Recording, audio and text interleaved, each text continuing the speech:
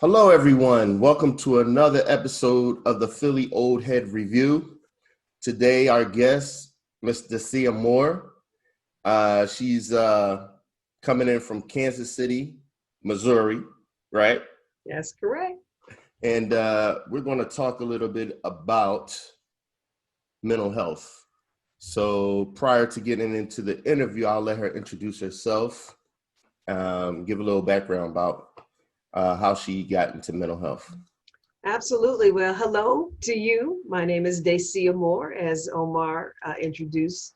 I'm a licensed professional counselor and a national board certified counselor. I'm also the executive director of a nonprofit women's counseling center here in Kansas City, Missouri, and Olathe, Kansas, where the state line is very close.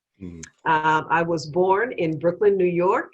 Okay. Grew up in Detroit, Michigan, and came to Kansas City for a job and have been here ever since. So I am a Midwesterner, but my heart certainly is with those of you on the East.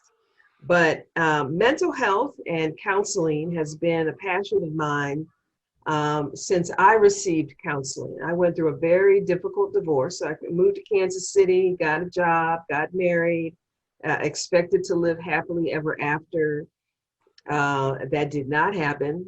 We got into some stuff that we should not have gotten into as a couple, and it fractured our relationship. And my ex-husband continued down that road, and I knew that God had more for me. And so after the divorce, I became very depressed, stopped going to work. And my pastor at the time came to my house. I was living with my mother, and he said, Dacia, if you don't get out of that bed and start going back to work, you are going to be on welfare, living with your mother the rest of your life. Wow. That scared the hell out of me. Because raise your hand if you want to live with your mother the rest of your life. Yeah. And I love my mother, but I knew he was telling me the truth. Right.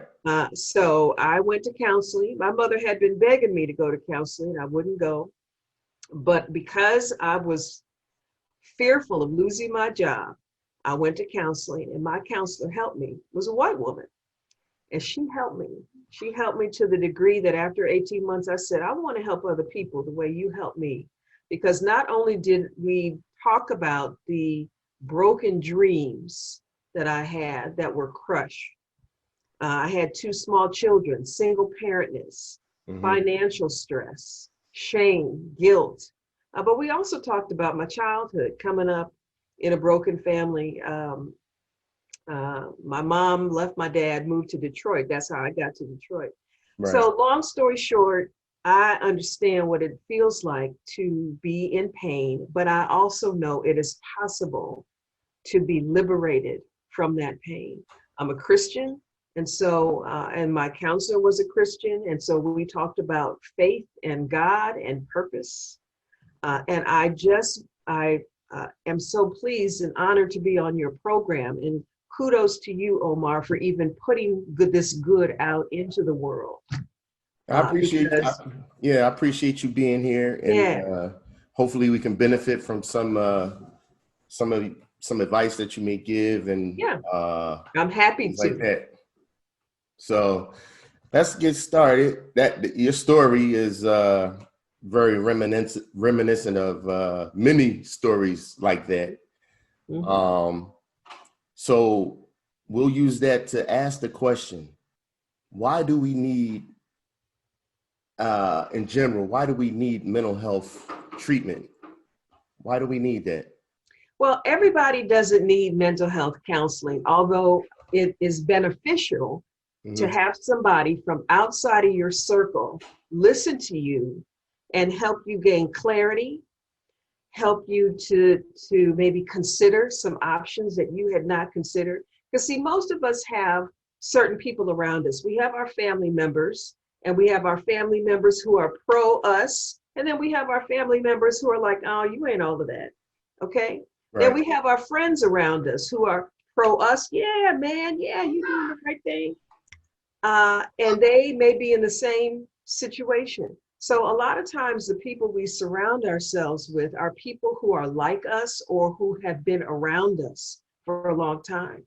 When you go to a professional, they don't know you, they don't know your circle, they don't know anything about you other than what you share with them. And that neutrality, that unique perspective of sharing with them your struggle can help you think about things differently. So there are a lot of ways that folks can get help. Counseling is one of the ways. Okay, so what advice would you give people who are not sure if they actually need to get some counseling or to reach out to somebody for whatever reason? Yeah, and that's a common question that I get when I talk about counseling. So there are many ways that a person can get help. Books can be helpful. Talking to your pastor can be helpful. Prayer can be helpful. Talking to trusted friends and coworkers, all of those things can be helpful. An indicator that counseling might be helpful is that when you talk to those people or do all of those things and you still feel bad, that's one indicator. Those things are not helping. You still feel stuck and you don't know why, and you've done everything that you know to do and it's not working. Right. Another indicator is if your friends tell you, man, you need to get some counseling. Right. Or, girl, you know what? I've told you what to do. I don't know what to tell you. I mean, you keep talking. So when you keep telling the same story or keep having the same struggle and your friends get tired of hearing about it, that's the indicator that somebody outside of your circle can help you. It's very much like now in Philadelphia, you all get snow. Right. Sometimes you can rock yourself out of a rut if you get your car or truck stuck in a rut.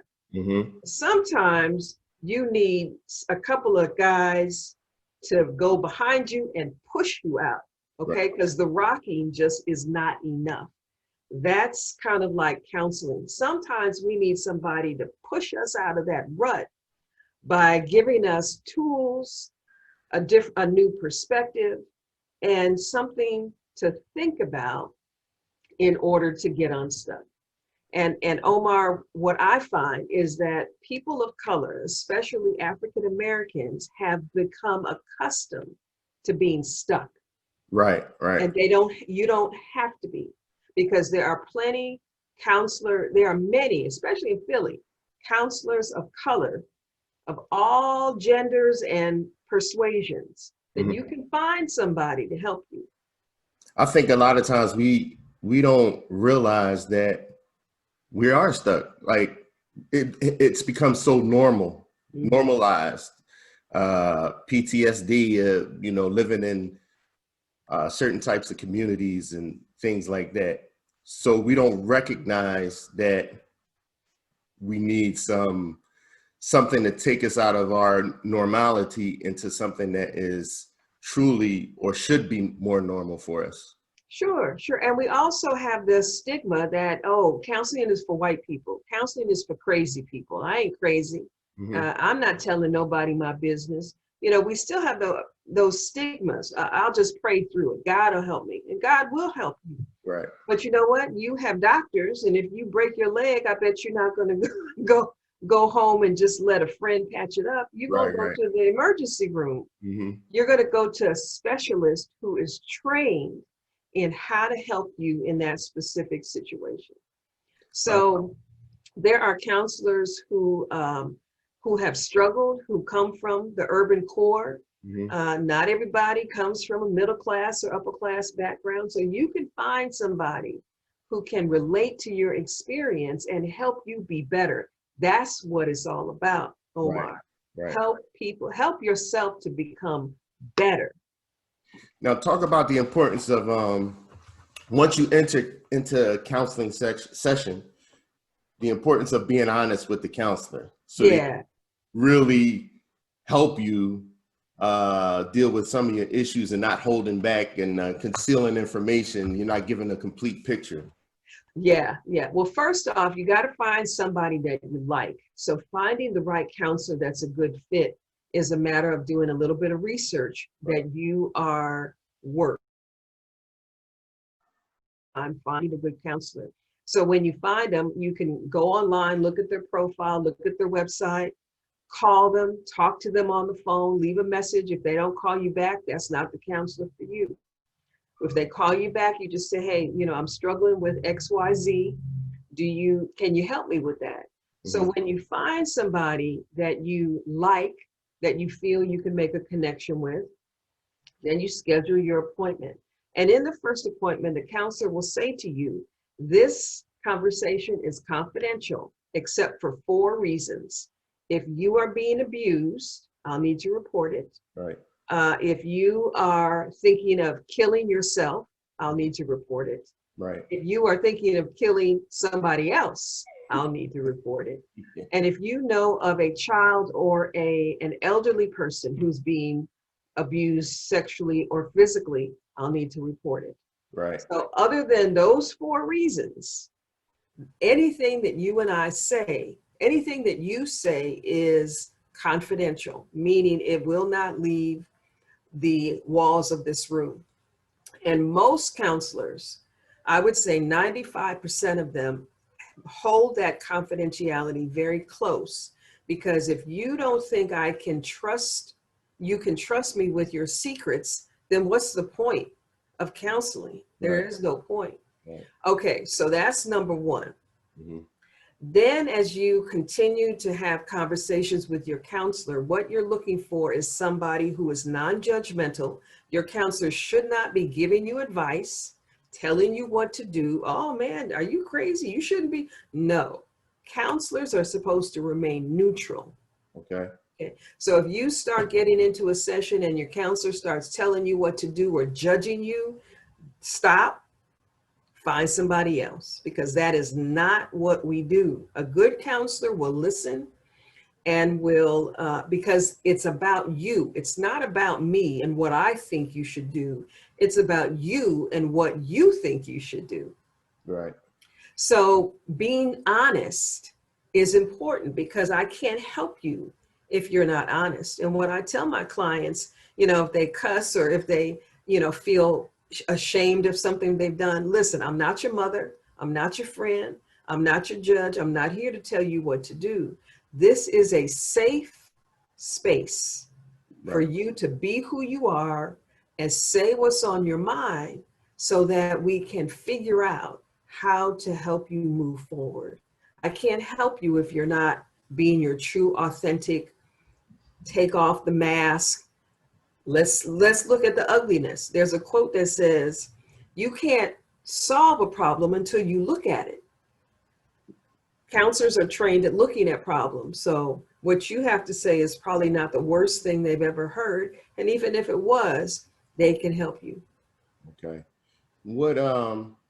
So for you, what aspect of counseling do you specialize in, or that you focus on? Is it like married couples, women, abused women, children? What do you focus on? My sweet spot that I have learned, I've been a licensed counselor for about 25 years now. Right. And I have counseled couples, I've counseled children, I've done anger management classes in schools, I've done a lot of things, and I've enjoyed all of them. But in this season of my life, I enjoy working with women who are struggling with what I call a life transition, like a divorce. Clearly, I mean, that is my heart, and I understand that pain. Grief and loss issues.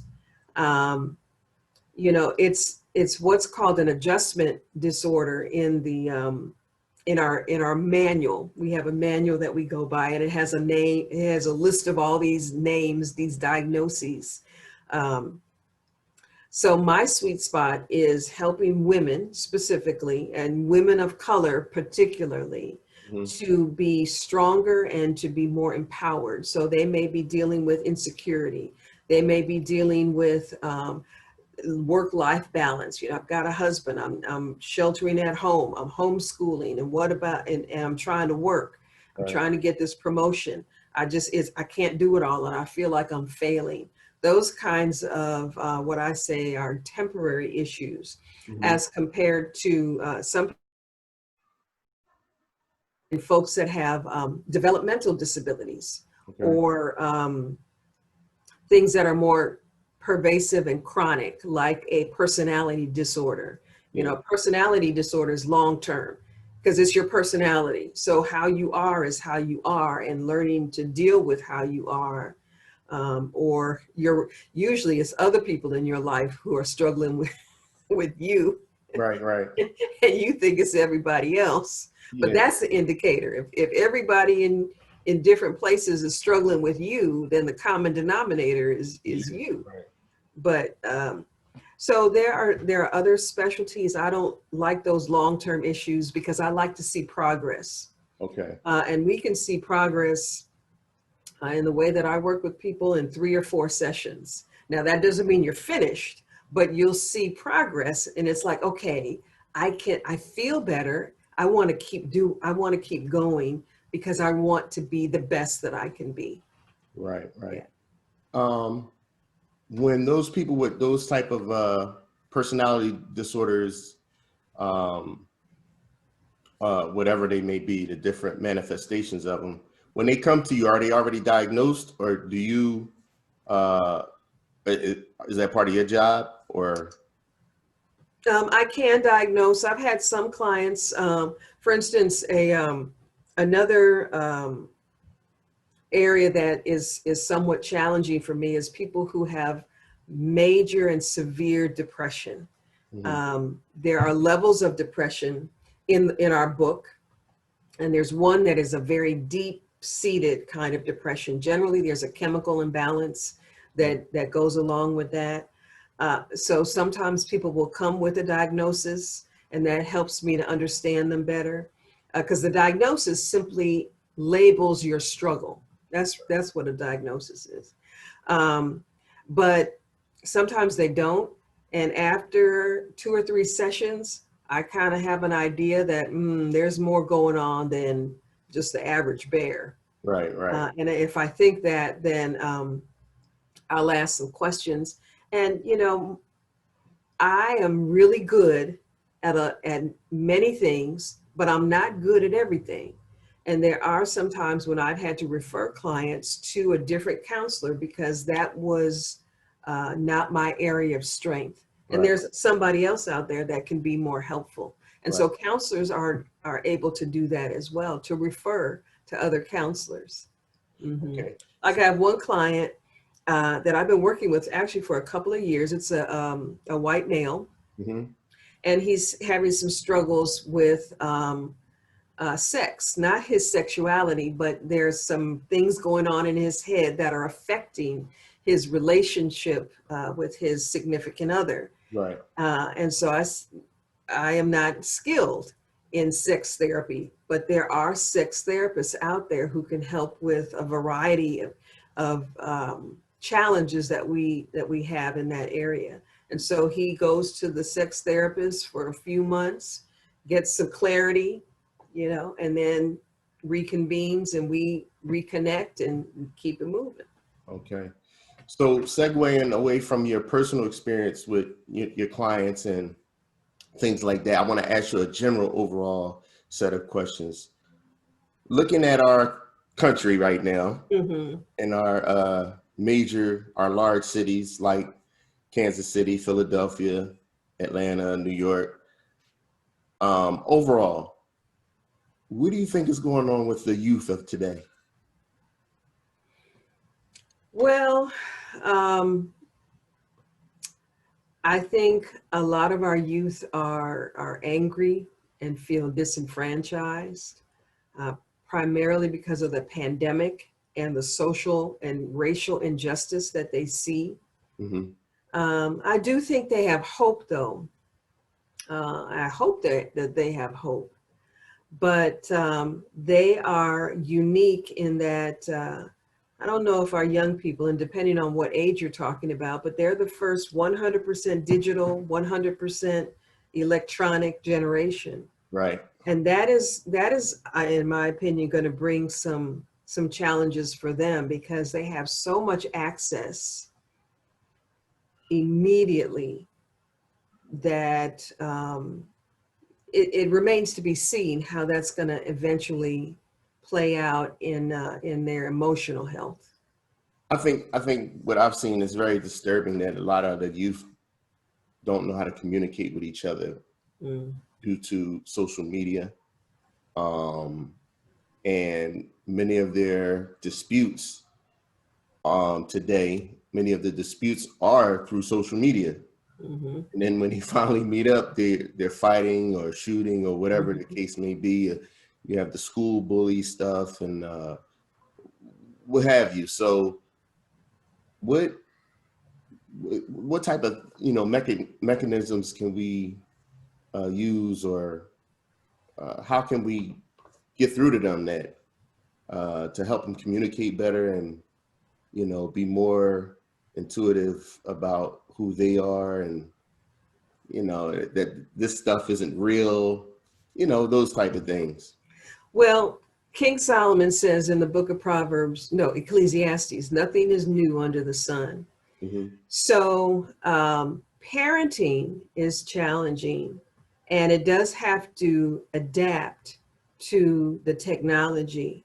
But the principles of good parenting are still the same in that what we want to do is number one, manage, monitor, and um, make sure that social media is not everything, that they are limited in terms of the amount of time they spend on social media. Hmm. But bullying is not new. People criticizing you and judging you and saying bad things about you, that's not new. People not liking you, that's not new. What has changed is the immediacy that we learn about those things because we're scrolling and we see it. Right. So communicating or having the kind of relationship where you can talk to your son or daughter about how they feel about themselves and what has been said about them. Parents have been doing that for generations. But I think the difference is that the intensity is different Yeah. because now you're on a bigger stage and more people are seeing it. They're weighing in on it. You can see it, the likes, the dislikes, the da da da da da. So helping our children to get their mind right and have a good solid sense of who they are is probably more challenging for parents than it ever has been because you've got to untether. You've got to break those ties and be able to talk to them and school them and have a conversation with them about who do you want to become? What kind of person do you want to be? It takes more strength to endure and to not respond than it does to just go off on somebody, fight with somebody, or God forbid, take a weapon and just, try to snuff them out. That's not what we want to happen, although you feel that way. Right. So, yeah. Do you believe that like television shows and video games have created that level of desensitized youth with violence? Oh, I think it's everywhere. That's part of the problem now. It's on TV. It's in the music. Right. I went to the grocery store early this morning, and as I was coming out, I heard this young man had his music blasting. This is 8 o'clock in the morning. It's blasting, ba bum, ba bum, ba bum, and I heard some of the words which were so negative. And so, how do you? And I presume, because of his age, that he was going into work. So what kind of vibe is he going to have because of what he just heard, what he just listened to, what's going on in his head? So yes, Millions of dollars are spent on advertising for that very reason. What we see, what we hear influences our behavior. And that is part of the problem with social media. Now, I heard something not too long ago where a gentleman was talking about in rap music that Black folk are the only ones who talk about killing each other, robbing each other, selling dope to each other, and all of these different uh, social ills. Um, we're the only ones who talk about that in music. Now, I don't know, but I find that to be pretty damning for the music industry and for us as a community that we allow that to happen. So, what do you have you heard that? Have you? I have heard that. And, you know, if you think about the origins of rap music, see, I'm old enough, I remember music before rap music and when rap music came onto the scene. And Right, rap music has always been the voice of the underserved, the unlistened to, right. the ghetto, struggle, Mm-hmm. the urban struggle, and the fight against equality and injustice, and the way to feel better about my life because I have some control because I'm sharing with you my struggle. And that is the struggle of the Black family in the urban core, is drugs and violence. I mean, there's certainly, it's broader than that. I don't want to make this stereotypical sweeping Right. broad brushstroke, but that has been our struggle. Mm-hmm. We weren't the ones that brought the drugs and guns into our neighborhoods. Absolutely not. Okay. So, and there is struggle. There is struggle among our Black youth. And that is one of the ways that they feel like they can get it out, is through the poetry of rap. So I, again, like you, I don't know if we are the only culture that does it. You know, I'm thinking of the Latino culture. They talk a lot about love. They talk a lot about, Yeah. dancing. I don't know if they talk a lot about other things. But that has been our struggle. And I think that's why rap music is so powerful, is because it's so real. And that's a real struggle. And I've known some retired rappers, and they've talked about how they've gone into music CEOs or producers or whatever it may be into their offices, and they've wanted them to create some dissension between themselves and other rappers with their music, even if it wasn't any there, and they would pay them handsomely for that type of thing, because I'm assuming the end goal is to get that out into the streets and make that more pervasive in our community. As sad as of an indictment as it is, I kind of believe that, and we've seen it. What type of advice would you give to someone who is aspiring to maybe do what you're doing, become a counselor or get into mental health and helping people? Okay, before I talk about that, I just have to respond to the comment that you just made, Right. because it made me think about in slavery times, and this has been the strategy Mm-hmm. of many of white America in power, that is fearful of Black Americans having power, Mm-hmm. is to divide and conquer. And from the time of slavery, where the white slave owner would tell the house niggas, or somebody else, you tell on that person. I mean, they divided and conquered, and they pitted us against one another. So people in power continue using the strategy of divisiveness Mm-hmm. to keep a group of people down. And so it has just moved from the plantation to a different plantation. Right. It's a plantation nonetheless. Mm-hmm. Even in sports, some people have called athletics a plantation, Right. because you've got the owners and then you've got the workers who are paid handsomely, but they still workers Right. and they can be traded. Hmm. So, I'm kind of on a soapbox about that. I think we've got to recognize that as a people and Right. not fall into the trap of it's all about money. Although money is nice to have, don't get me wrong, but there's got to be some loyalty to us as a people, to each other. So, that's just my thought on that buying into and allowing that to happen for profit, when you have young minds watching that and thinking that's how you do things, that's how you settle conflict, and then you end up dead. you know I don't know about in Philadelphia, but in Kansas City we have a high murder rate, and 80% of the murders are young Black men. We were number two 2020, I believe, in Philadelphia. And Over you know 500 murders. They haven't seen this level of violence since the early 90s.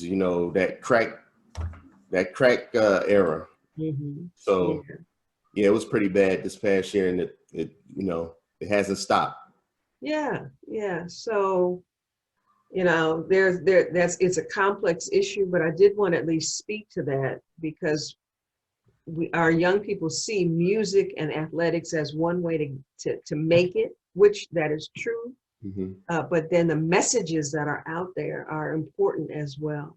So Right. you asked me a question. I have completely forgotten what the question was. I was asking you, what advice do you have for someone who's young, who may aspire to do what you're doing and help people get into any aspect of human services, Yeah, social yeah. services? What advice would you have for them? Well, I didn't even know about human services when I was coming up, but I always knew that I wanted to help people. And Right. so I would say, if you have a heart to help people, there are many, many ways that can be done. We all need help. I Yeah. think that's why we're here, is to help one another. Like this program is going to help people beyond what Omar, because you're putting it out into the world. I think that's what we're supposed to do. Yeah. But I would say just um, maybe do some research about health and human services, counseling, how to become a counselor, how to become a psychologist. There are different levels. So let me just share with you the levels. So it starts at the top. At the top of the food chain, we have the psychiatrist. A psychiatrist is a medical doctor. So you Mhm. got to go to undergrad, you got to get your master's degree, then you have to get your medical degree. That's a psychiatrist. They can prescribe medication. That's probably going to be 15 years out of your life, but the rest of your life, you will get paid handsomely. Uh, then there's a psychologist. A psychologist is, they can see clients, but they do a lot of testing. They teach. A psychologist, it's going to take you probably 10, 12 years to get your psychology degree. You'll be called doctor. You'll have lots of great accolades. You'll write a book. It's a wonderful life. And then you have licensed professional counselors at the next tier, and licensed social workers. We have our master's degree, so we have mastered this topic. That's 2 years post bachelor's. So it takes you about 6 to 8 years to get your license, Right. and then you have your bachelor's degree. So all of that, and there are many other professions within the human services profession. But if you have a heart to help people, I would say go out and start volunteering at a place in your neighborhood that's easy to get to, so that you can talk to some of the adults who are doing the adult work. They're getting paid to do the work, Right. and talk to them about, okay, what's your title? How much do you make? What did you have to do? What do you want to do? So talk to people and just find out what they're doing. Um, People in the clergy, they're helpers. I mean, people in hospitals are helpers. So if you have a heart to help people, start volunteering. And what will happen is, as you volunteer in different places, you will find a place that suits you. It's like, okay, I like this vibe. I like being here. I like the people. And then you want to start getting to know the people and learning what path did they take, so that you can maybe consider that as a path for yourself. All right, all right. I appreciate that. And your time, our time is running short, so I'm gonna leave. I'm gonna let you say a few closing words, if you may. Well, again, God bless you for what you're doing in the community, Philadelphia and beyond. I would say that if you are struggling emotionally, if you are finding that you feel bad more often than you feel good about your life, about your future, about your ability to handle whatever is going on in your life, if you are struggling with those things, consider a counselor. We're doing teletherapy. You can see a counselor through BetterHelp. You can go to psychologytoday.com. You can go to online therapists. You can Google how to find a counselor, how to find somebody to help me emotionally. And those people in your area will pop up, and talk to them. It's okay. I would not be here on this YouTube program if I did not get counseling. I'm not sure where I would be. I may not even be alive by now. Wow. But if I was alive, I would not be living the kind of life where I feel like I finally have found my place in this world, and I am giving back and helping people and making a pretty good living at it as well. So Right. it's possible. And I would just say, go for it. Don't let your pride get in the way of getting some help. Now I might get some requests on how to contact you. Well, I'm happy to. Are you open to take clients from outside of the Kansas City area, or what? Well, I actually cannot do counseling outside of Texas and Missouri. I have my license in both Texas and Missouri. All right. But we can do life coaching. So I would just say, go to my Facebook page. You can see my name. It's Dacia Moore on Facebook. I post things in the morning for encouragement. You can go to my YouTube channel, although I haven't updated that like you're updating yours. Right, right. But you can definitely go to Facebook and friend me. Or you can go to my website, secondwindcc.com, all spelled out one word, and then send me a message. I'll try to respond. All right, we'll leave all that information below. Awesome. We really loved having you today as a guest. I appreciate you. You're an hour behind, so I appreciate you getting it in early before you see your client. Mm-hmm. Hopefully, we can talk again sometime in the future and have you on again as a guest, possibly with a different subject a little bit. Sure. We could talk about current events. We could talk about parenting. We could talk about a lot of things. Oh yeah, absolutely. Absolutely. Absolutely. Definitely parenting. Yeah. Definitely parenting. Yeah. So yeah. we can, whenever you like, we can set something up, us up again. Thank you to Ms. Dacia Moore and to all of the guests. Subscribe, like, and share this video, and leave a comment below. Thank you, everybody, again for coming to another episode of the Philly Old Head Review.